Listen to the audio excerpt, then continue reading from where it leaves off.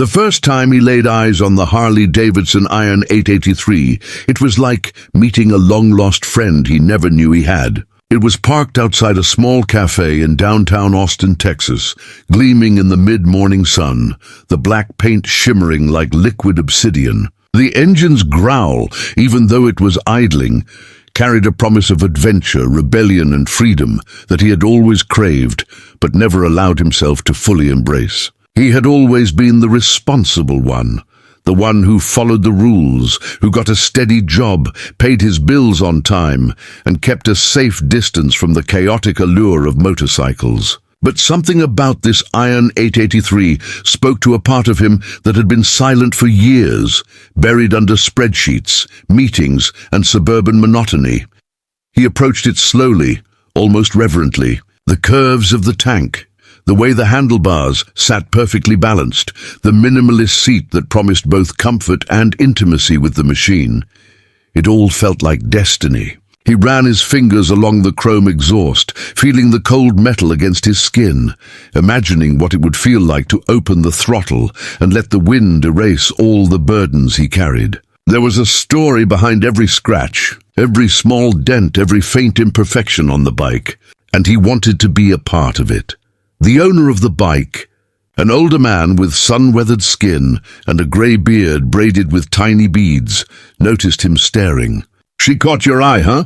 he said, his voice low but warm, carrying the kind of authenticity that only comes from living with motorcycles as companions, not just possessions. He nodded, unable to find words. The man chuckled and leaned against a nearby post. "Iron 883s aren't just bikes," he said. "They're confessions. Every mile, every vibration, every roar tells a story about the person riding it. You're not just riding a machine. You're riding your own truth." Truth. That word lingered in the air as he finally found his voice. I've never ridden anything like this before." "Doesn't matter," the man said. "It's not about what you've ridden. It's about what's inside you. The iron doesn't judge. It just listens." A week later, he found himself signing papers at a small dealership on the outskirts of the city. The bike was his now, or rather, it had chosen him. He named her Shadow, after the way it seemed to follow him silently wherever he went, carrying him through streets, highways, and the occasional lonely back road, with a presence that was both protective and exhilarating. The first ride was nothing short of transformative. He felt every vibration from the engine up through his legs, every gust of wind as if it was washing away years of doubt and fear. For the first time in a long time, he didn't think about work, bills, or responsibilities. All that existed was the open road, the steady rhythm of the V-twin engine beneath him, and the intoxicating sense of being alive. Each twist of the throttle was a conversation, each turn a revelation. He started to take long rides, sometimes through the sprawling highways of Texas, sometimes on small country roads lined with oak trees and endless fields. He met other riders, some seasoned veterans with decades of experience, some young enthusiasts just discovering the freedom that a Harley could offer.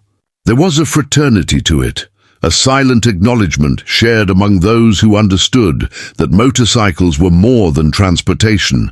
They were an expression of life itself.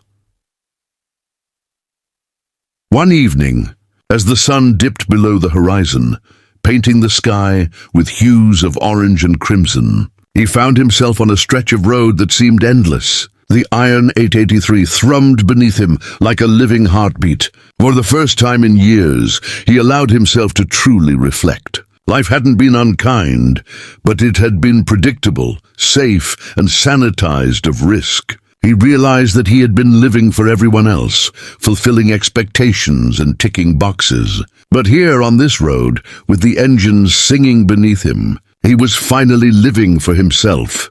The towns he passed through had their own stories, etched in the brick of old diners, the peeling paint of gas stations, and the faces of strangers who waved as he rode by. Every mile seemed to peel away layers of routine, revealing a version of himself he had long ignored.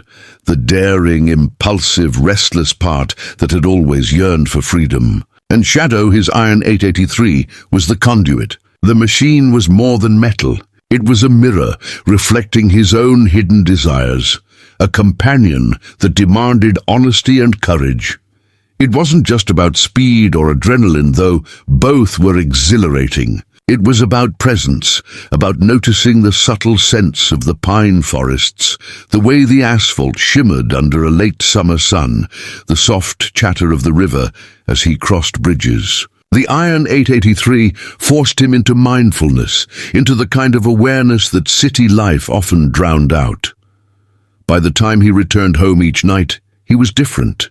Something fundamental had shifted. He carried himself with a newfound confidence, a quiet joy, and a sense of purpose that had nothing to do with work, money, or societal approval. Riding had become meditation, therapy, and adventure rolled into one, and as he polished shadow in the evenings, admiring the way the black paint reflected the dim porch light, he understood that he hadn't just bought a motorcycle. He had bought a new way of seeing the world, a new way of seeing himself.